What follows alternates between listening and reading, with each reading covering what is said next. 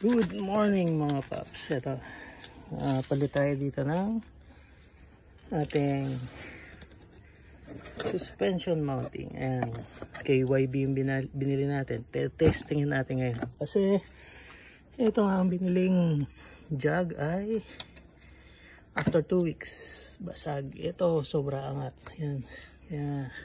Tara, DIY natin siya. Pakita ko rin pala itong nabili natin na socket, bench.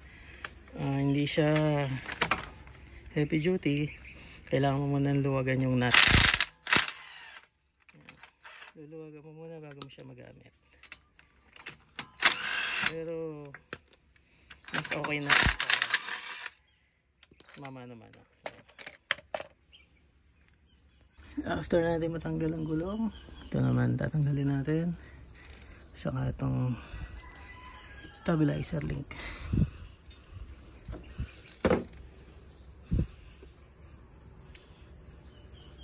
Check natin. Tanggalin muna natin. Ito, naluwagan na natin itong stabilizer link. Tanggal na natin itong brake. Pantanggal lang siya na maluwag na, pero hindi siya pwede yung heavy duty. Ayan. Tanggal na natin lahat ng bolt. Tanggalin natin ito, ito, saka ito. Tapos tatanggalin natin itong tornilyo dito.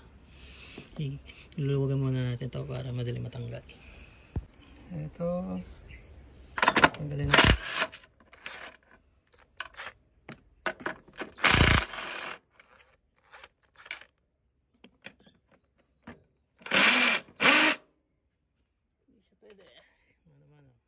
Pag natanggal na yung tatlong nut, dito naman natin siya tatanggalin. Ito.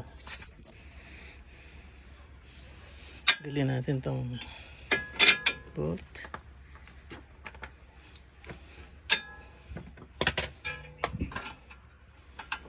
Yan. Tapos tutulak.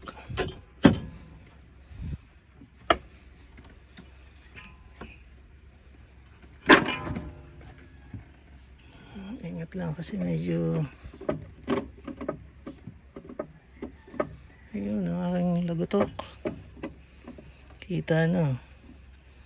Kailangan pala ang palitan dito. Eto, nakita ko na sa larin. Ayan, kung mapapansin nyo, ay lusot na agad siya. Yun, bitak na agad. Ito kasi lumalagotok niya. Ilang weeks pa lang ito.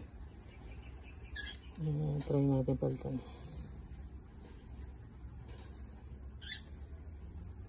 Yun o, kita niyo yung bearing o. Katapos pala namin, lalagyan natin ng spring press regulator. Nabili ko lang to sa Lazada ng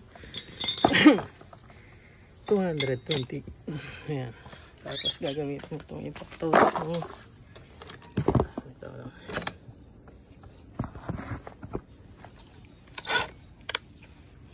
Ayan.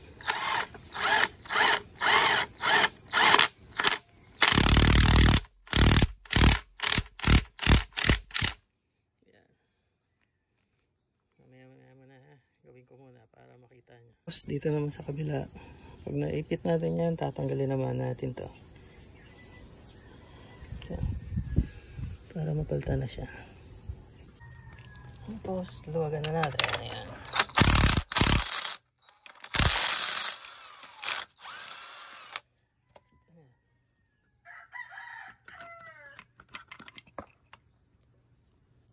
Tanggal na. Ayan na. Itong jug. Pasok na agad. Kung titignan mo siya, okay pa yan.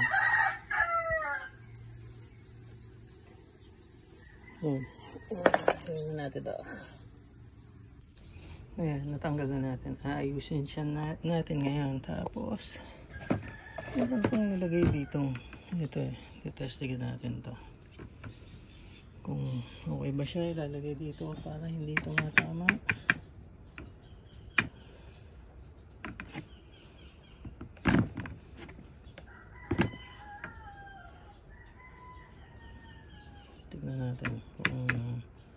effective ba siya? Dahil tumatama dito sa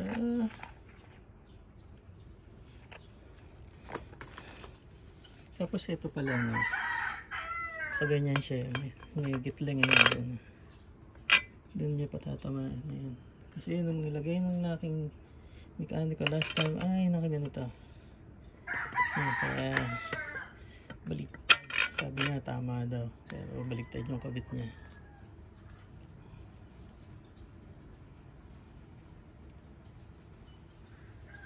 Ayan.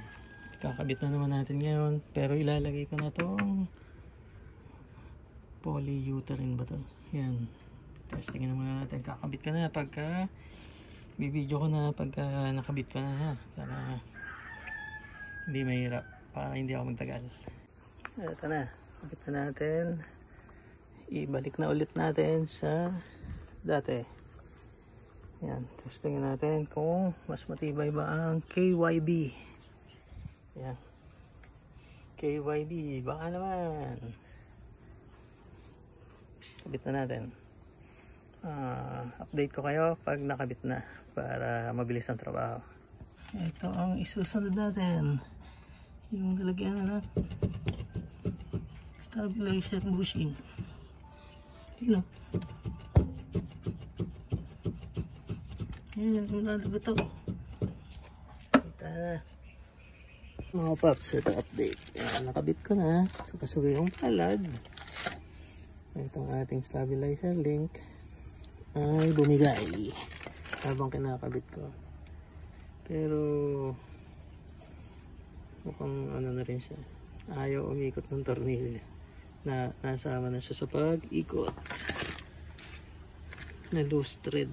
Ito pag inikot mo siyang ganito, sumasama na siyang buo. Kaya pinalitan na natin. Ayan, update ko kayo mamaya pagkatapos. Ayan, kakabit na natin ang ating stabilizer link. Ayan, 555 yung brand niya mga brad. Ayan, kakabit ko muna kasi mahirap ang kakabit at isang kamay. Kabit ko muna. At eto na nga mga bossing. Ayan, napalitan na natin bago na yung stabilizer link. Mahigpit na lahat. Ito pala, nilinis ko lang yung brake caliper niya kasi medyo may kulog. Sana wala nang lagutok. Yan, nasa ibabaw, okay na. Ikabit na natin ang gulong at testingin na. Tignan natin siya after ilang days. Ganyan pa rin kataas, kababa pala. At eto na nga mga babs. Yan, bagong palit. Tingnan natin itong gulong goods. Testingin na natin. Yan naman next time yung kabila. Testingin natin to kung ayos. Salamat mga paps.